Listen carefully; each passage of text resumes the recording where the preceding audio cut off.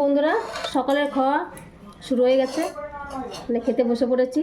এই দেখো আজকে কী রান্না করেছি।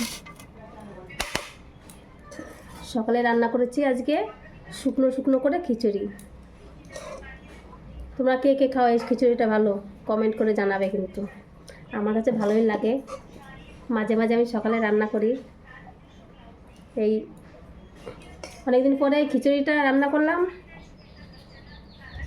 এগুলো এই শুকনো খিচুড়িগুলো সকালে খেতে ভালো লাগে, গরম গরম।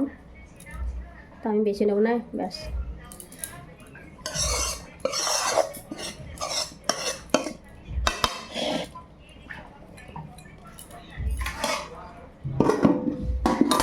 তার সঙ্গে আছে দেখো লাল লাল ঝাল ঝাল করে আলু মাখা, আলু ভর্তা, পেঁয়াজ দিয়ে শুকনো লঙ্কা ভেজে আলু মাখা করেছি।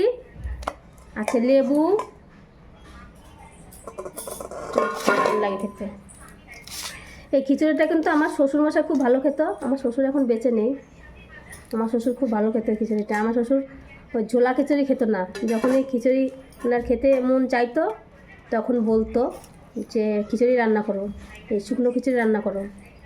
তো আমার শ্বশুর খুব ভালো খেত খিচুড়িটা। তো অনেকদিন পরে আবার এই খিচুড়িটা রান্না করলাম, আর আমার শ্বশুরের কথা মনে পড়ে গেল।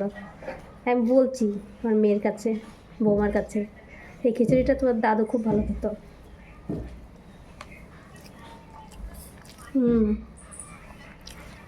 রান্নার সময় তেল দিয়েছি, হলুদ দিয়েছি, একটু লবণ দিয়েছি, দারুণ টেস্টি।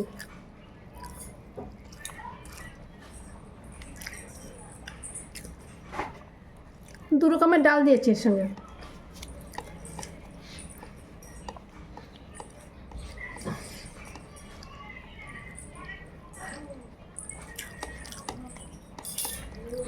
লেবু দিয়ে খেতে আর এই ঝাল ঝাল করে পেঁয়াজ কুচি দিয়ে আলু মাখা করলে পরে যা টেস্ট লাগে।